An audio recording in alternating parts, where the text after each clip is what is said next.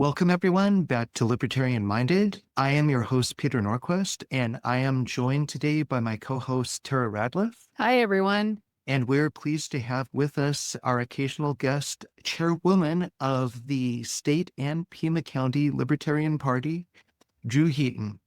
Aloha.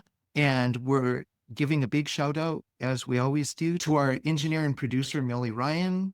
And thanks, as always, to her for her help with getting the show out. Today, you guys, we're going to be wrapping up season 2, which has been a much longer and more involved piece of work than we ever anticipated. You are not kidding. So for the benefit of anyone who is either joining us for the first time or may have not heard us for a while, Season 2 was devoted to the Trump administration. We began pretty much after the inauguration, and we've spent a little bit more than the last year covering different parts of the Trump administration in all of our respective episodes.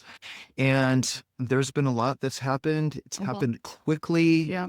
And it's been difficult to keep up with, which is part of the reason why it's taken us as long as it has to get where we are right now. So we're excited to be wrapping this up today, having a roundtable discussion about all the ground that we've covered in the past year, as well as recent developments. Yep. And then after this episode, we'll be moving on to season 3, and we will announce what that will entail when you hear us next. But for now, you guys, let's do some wrap up and some conversation about all of the terrain that we've covered collectively together and with our listening audience and with all of the people around us in the last year. How does it feel to be right? Like practically a year in advance. Not fun, not good, no. But I do have to say that's a good point, Drew. It's validating that we are doing something right, because we did a couple of presentations at the beginning of all of this. Yes, you did. Where we made some predictions, and basically we have not been wrong as much as we wanted to be. And that's going to be something that we're going to be continuing. We're going to continue to forecast, try to look at what's going on right now and help you, the listening audience, anticipate what's coming down the pike so that you can prepare both psychologically as well as practically for the world that we're rapidly entering into, which is a world that libertarians disapprove of. I think it's important to be able to see what is happening around us, as horrible as it may be. Mm-hmm. You have to be able to see it in order to deal with it and find a way to survive it. As ugly as it is sometimes to have to look at all this stuff, it's an important detail that you can't just live in a bubble. I'm sorry, as hard as that is, there are days when I want to live in a bubble, but it's not practical in order to survive with your freedoms intact.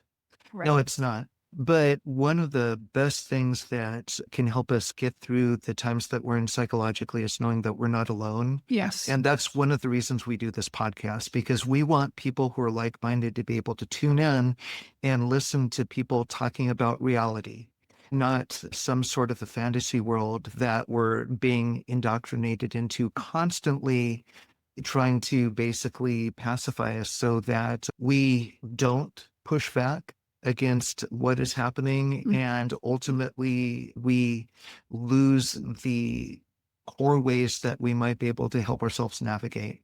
As human beings, I think that's ultimately why we would push back, right? Why don't we go along with these things? Because the agenda for us and others out there is to remain free, sovereign, voluntarious human beings, to live that libertarian lifestyle. Yeah, no, it is. And this being a libertarian show, it's perfect in a lot of ways for the discussion we're having, because what we're seeing in the big picture is ultimate centralization. Yeah. Centralization of government, centralization of the private sphere, going hand in hand with that, and centralization of control, which is antithetical to the libertarian message, where we promote individual freedom. And so we are the best critics of everything that is coming down the pike right now. I see that one of the things we might want to start off with is the Dark Enlightenment.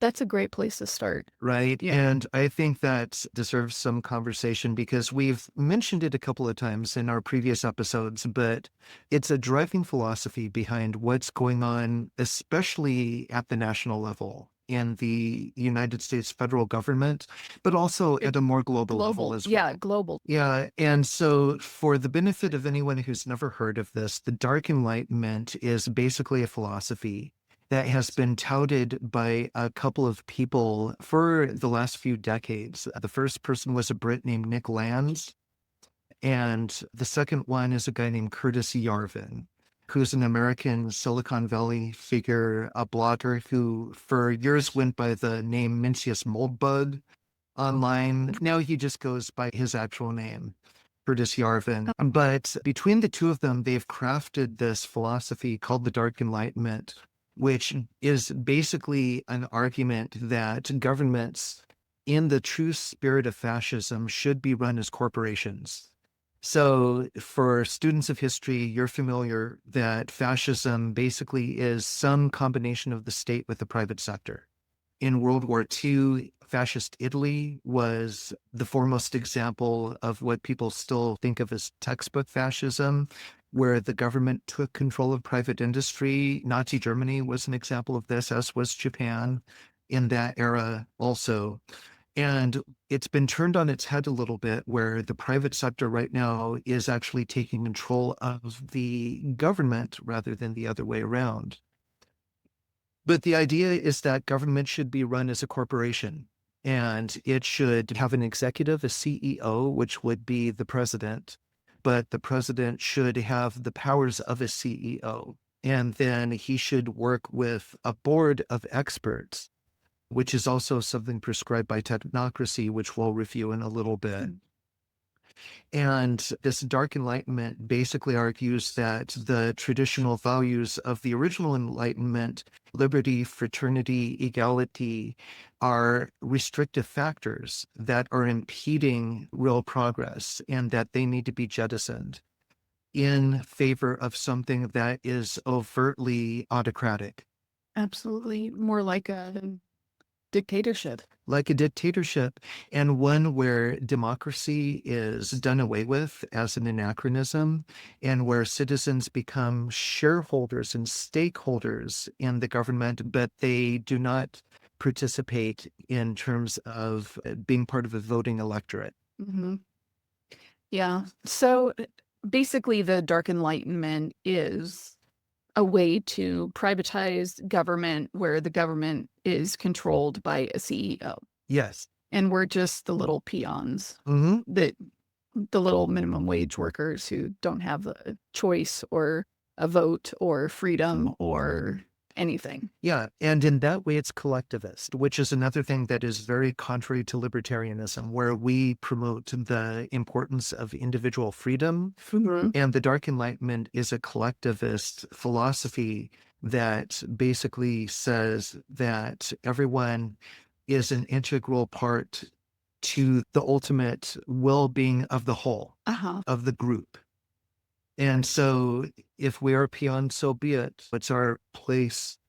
It's the role that we have to play in this greater collective structure. And for anyone, if you remember Elon Musk getting out there on the campaign trail with his dark MAGA gear, that was actually an overt tip of the hat to this Dark Enlightenment philosophy. And it is also something that ended up being used extensively when a lot of people in the Trump administration were writing up what was called Project 2025. So our point in bringing this up is that this is the overarching theme of where we are seeing the global system, our national system, and this is where it's going. It's slowly being taken over or bought by private companies, and there's a concentration there where they're condensing and bringing it all back into trying to get it all together with one CEO. Right. Well, and we've been arguing that the Trump administration is being puppeteered by a couple of specific interests ever since they came into power. Something that's not exclusive to them, but which is much more obvious than has been true for previous administrations. And two of those interests we've argued have been Silicon Valley and then the state of Israel. And we've seen both of those played out in spades within the last year. And especially right now with the Iran invasion, we're seeing the fingerprint of Zionist Israel.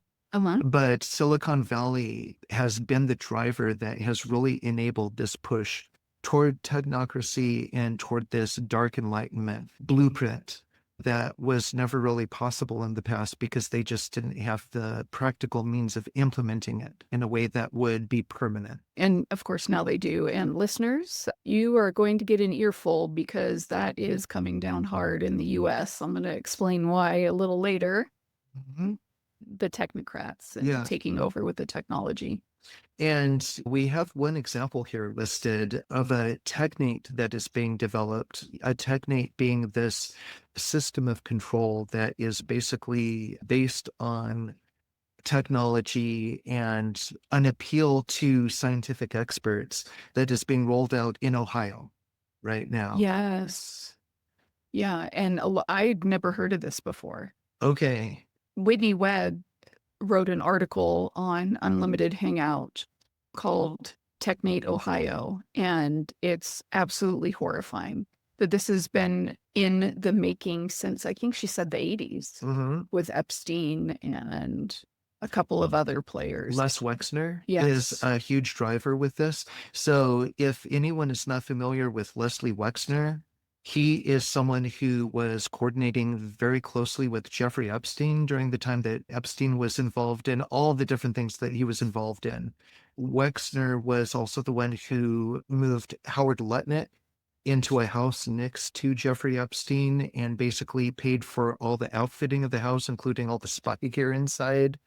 And he is the mob boss, if you will, for this technique that's being built out in Ohio, where Ohio is being used as a test bed to model technocracy as a system of governance. Yeah, because they're building all sorts of data center infrastructure in Ohio, the New Albany area, which is right outside of Columbus. And yeah, they're putting in a ton of smart city infrastructure. And it's important to understand this because there are a lot of people out there who are conservative leaning, who during the COVID era began to be indoctrinated into the assumption that blue states were worse than red states. So if you wanted to be free, it was important to either live in or move to a red state. And what we're seeing right now is that the red states are not any safer than the blues. No, and that's partly because of the technocrats. And something, Peter, I want to stress with this Technate Ohio, specifically New Albany, it started out as a town of a couple hundred, now it's a few thousand.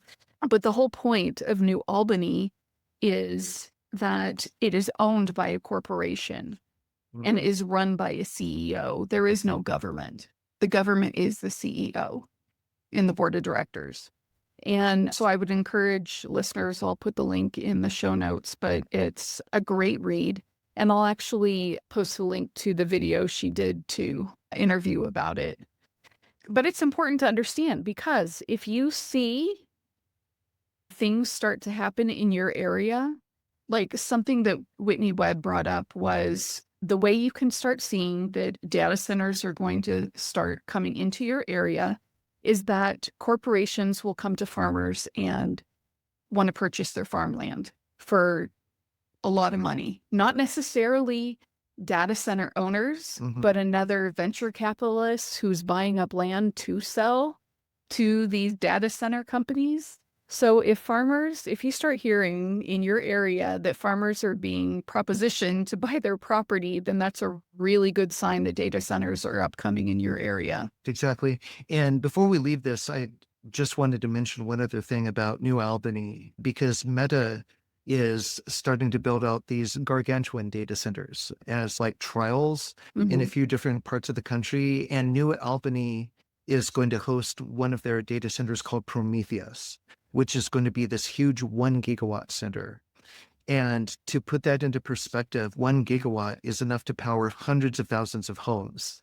So these data centers are going to be using as much energy as small countries.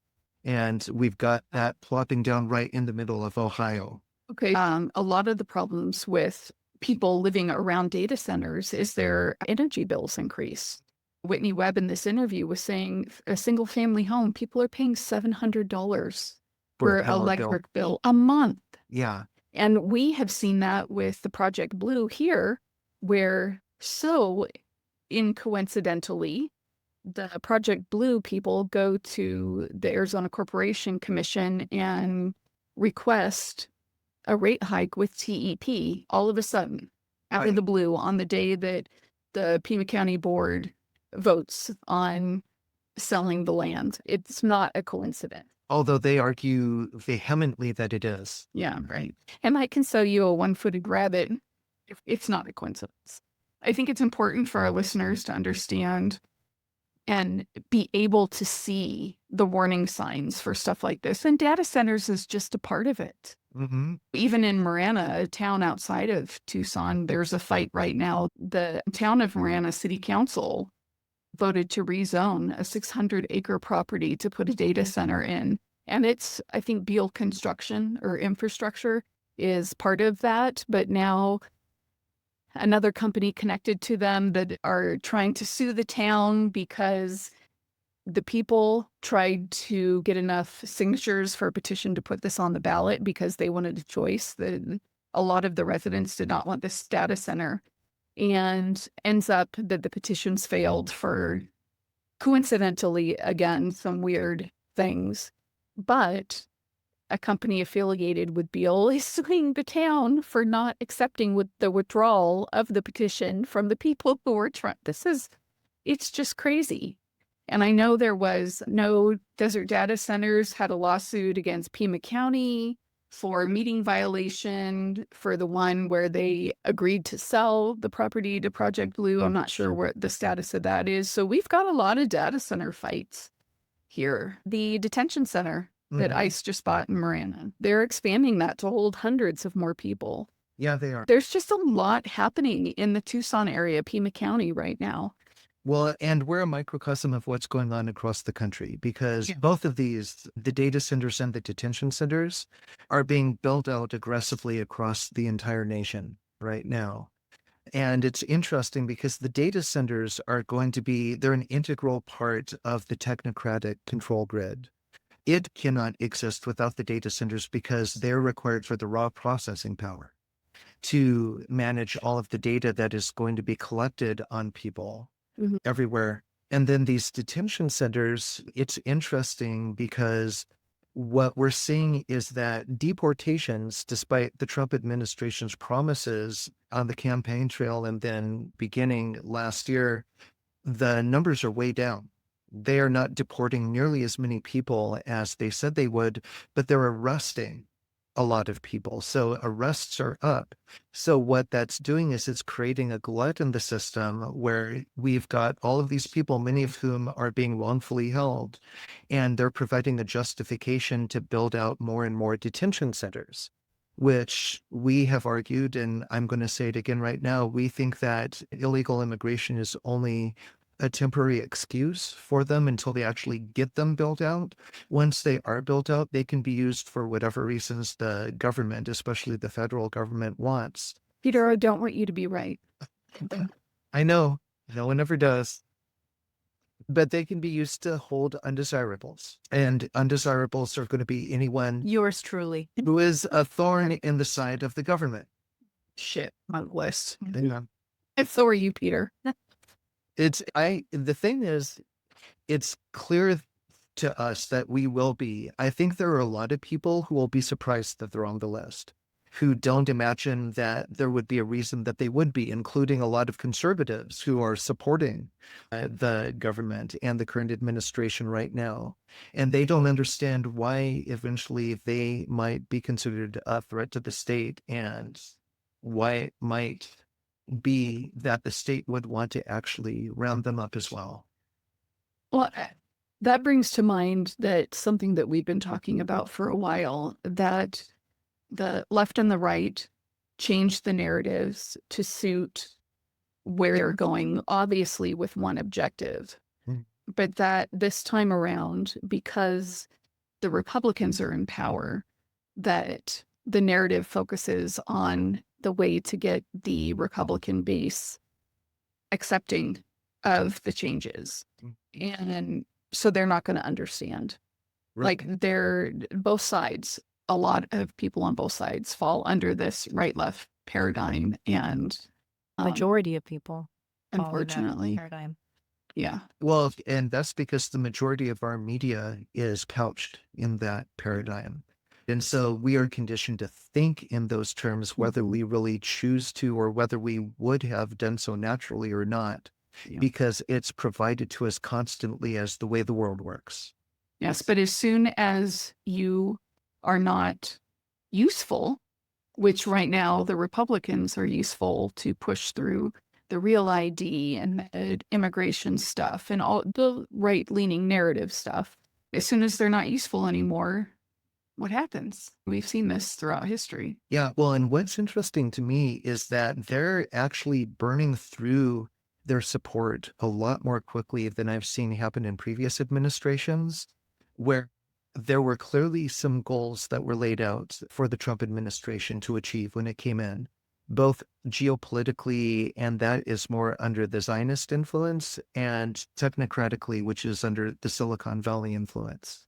And Yes. especially in the case of the former, they seem to be really pushing hard in ways that are risky in terms of losing that support base. And we're seeing it happen right now. And so there's a bit of a race to see if they can achieve these objectives before they completely crucify that goodwill Yeah. from their supporters. And I've never seen it happen this aggressively before. I've seen people do it back in during the Obama terms. Obama did this in his second term. He started to move further and further away from his support base in terms of trying to achieve certain objectives. But he really sort of managed the flow of that so that they wouldn't alienate their own base until the very end. And we're only in the beginning of the second year of the Trump administration, and they're already at that point, and we're not even halfway through the administration yet. So it's going to be interesting to see exactly how they play this. Well, Trump's working that warp speed thing pretty good. Yeah. But that's a good point to make, is that, yes, we are harping on the Trump administration, but it's not because they're Republicans. We would be harping on the administration if they were Democrats, because they would be doing the same thing, just with a little tweak of the narrative. So this isn't about crucifying Republicans and Democrats. This is about educating people on being able to see outside the left-right narratives and seeing what's really going on instead of watching the dangling carrot. Yeah. So let's get back to what's going on with the technocratic build out within the administration, because there have been a few things that have happened really recently. Oh, yes, in the last couple of weeks. And this is what I was telling the listeners to be watchful for, just like this warp speed thing. The technocrats are taking over the government on the federal level. And we've talked about that through this whole season with many people in the administration. And even if they weren't the heads of the administration, like Pete Hegseth, he's just a talking head. You got to look below him. And who's the deputy? Deputy, yeah. And so here is another example, and this is a recent example. I think it was just about a week ago, where Trump announced that he has appointed people to the President's Council of Advisors on Science and Technology. And this is a technocratic playbook. The council is going to be co-chaired by David Sachs and Michael Kratsios. We've talked about them extensively. They're both major technocrats and holders of wealth. I love the way Michelle Stiles, our friend, who calls them the holders of wealth, because that gives them less of a pedestal to stand on instead of elite. Well, I don't like that term. That gives them too much standing. They just have some wealth and they think they can throw their power around, which they can. They might like that title, is what you're saying. Yeah, exactly. Where you in a derogatory way, actually. Yes. Sociopath. How about that? Yeah. Well, and I That's would, more accurate. no, I agree. And I think a lot of them probably would be. But, okay, so The following individuals have been appointed to the council. So I just talked about the co-chair. Mark Andreessen, and he is a technocrat. Yeah, he's the CEO of Andreessen Horowitz, which is a company that has been involved in several large ventures involving building out technocracy, one of which is building out these technocratic states like we've seen in Central America, where they are trying to build this state called Pronomos. Okay. Smart city Yeah, venture. Costa Rican. They're using lawfare to try to get this done. They've had a couple of other projects in California.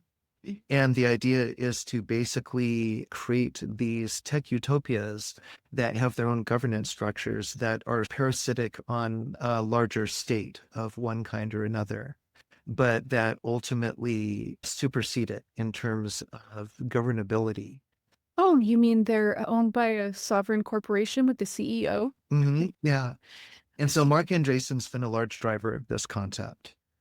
Okay, so the next person that he appointed is Sergey Brin.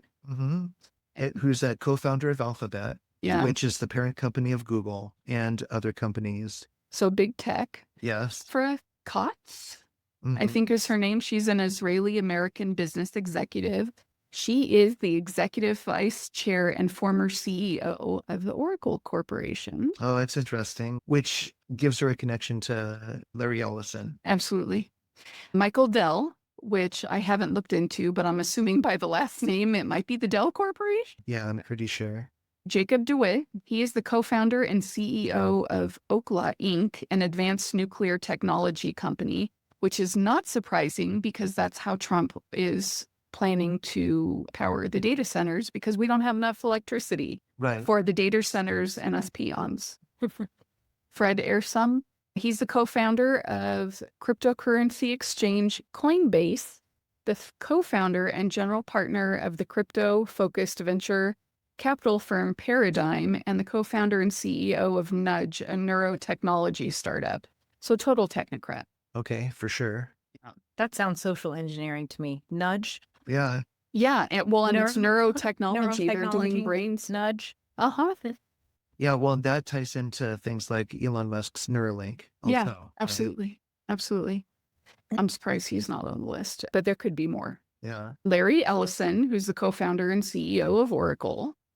David Friedberg, he's the founder of the Climate Corporation and served as its chief executive officer. He also facilitated the sale of Monsanto. Oh, okay. Jensen Huang, NVIDIA. So data technocrat.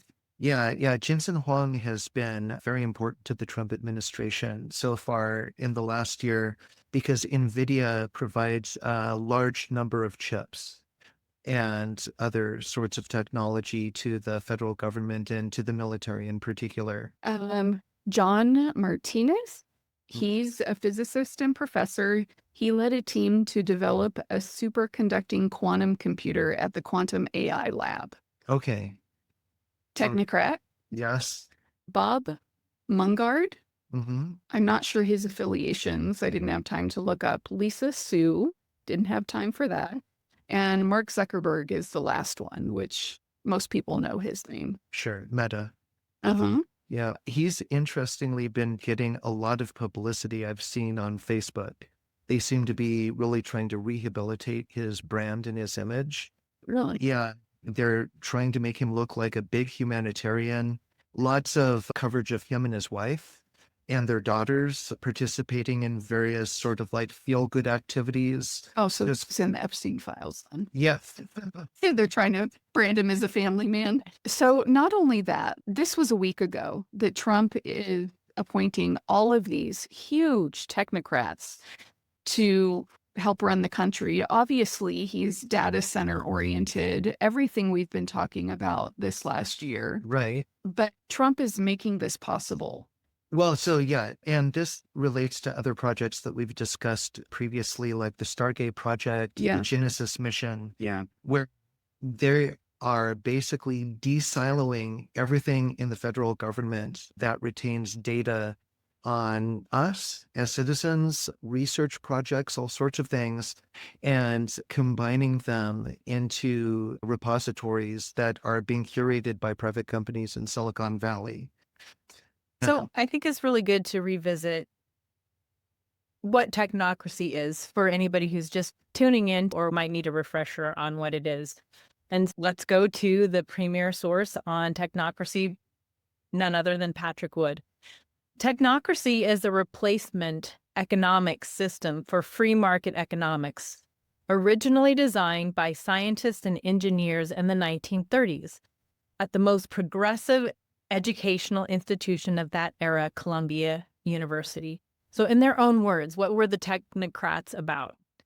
Technocracy is the science of social engineering, the scientific operation of the entire social mechanism to produce and distribute goods and services to the entire population.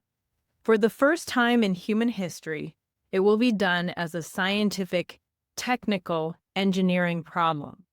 There will be no place for politics, politicians, finance or financiers, rackets or racketeers. I don't know. I think I'd argue that they are the racket and the racketeers, but anyway.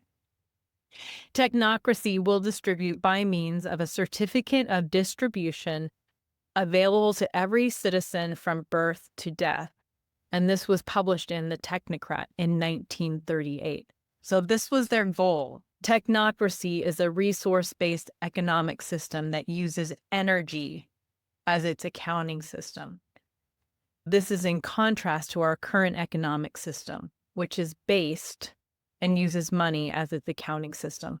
So here we're actually seeing in real time what has been planned by technocrats and scientists for over 100 years. Yeah. Thanks, Drew, for bringing that up, because I think it's really important to know where this is coming from, understand the history, because generationally we lose Absolutely. our history. And like our friend Michelle Stiles, who wrote One Idea to Rule Them All, she goes over the history of how this happened and who implemented it and what the ideas were. So it's always nice to go back to where it started to understand why it's happening now. There is a through line, and just like you're talking about what's going on in the Trump administration and what's going on around the world, I always like to bring it back to that this is economic warfare. Mm-hmm. This is an economic war. And I think now Americans are starting to feel it in their pocket. Oh, yeah. I think we have mostly lived in a bubble of what has been going on with the rest of the world. But now those seeds, they're coming home to roost. Yeah. And so we are the new targets. I would say we've always been the target, but now we're feeling that we are the target towards this ultimate economic enslavement, total surveillance, who will end up being the criminals in this new society is those who want to live free outside of the digital system. Mm-hmm. This is what I and others for a very long time, many more years than myself, but have been saying that we are the reservation. The things that we have allowed, turned a blind eye to, with those who are aboriginal to this continent or others, that social and economic control that we just, that's them. That blind eye is now turned towards us, and we will feel the effects of that. And the government is now bringing the reservation to us. Yeah. Well, in the history of empires past, and including the present one, it's always been important to insulate the population within the empire itself. Mm-hmm. So that they would not obstruct the empire from doing what it needed to all of the people around the empire. And I think that's what we're seeing right now. It was important to insulate Westerners and Americans in particular, Mm-hmm. so that we would not get in the way of the empire basically establishing control throughout the rest of the world. But in that model, what you eventually have to do is you do have to bring it home, finally, Mm-hmm. to that core population within the empire. If you want to establish full and complete control, you've just left them for last. And It's interesting that I'm seeing something, I would say, like you have said, like we see that it's coming, but we're always still shocked when it shows up and saddened. I think we grew up in a culture of what I probably use it a little bit differently, but I use it in somewhat of a positive way, this American exceptionalism, that we were meant to be a shining city on a hill and be exemplary of goodness in the world, of justice. At least that's how I was personally raised. Maybe it's a generational thing, but like rule of law, and ultimately that we followed the Constitution and we were about equality of rights before the law. People are not equal. Clearly, we should understand that, but that we all stood with equanimity before the law as we stand with equanimity before God. That's how I was raised. And so the more I've shed my public school indoctrination and looked critically at the history of the United States, it's only saddened me to find out that we are not that. But now we've arrived at a place where many of those who shouted for their constitutional rights the loudest and about liberty and justice, the facade has fallen away and they are openly and religiously imperialists.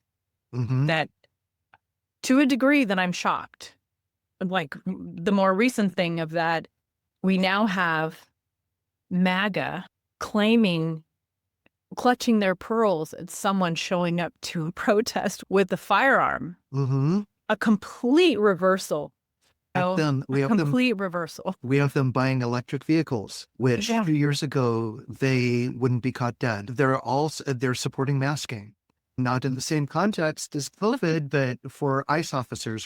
There's all sorts of reversals that I think are intentional. And the digital ID with the vaccine passports thing. Yeah.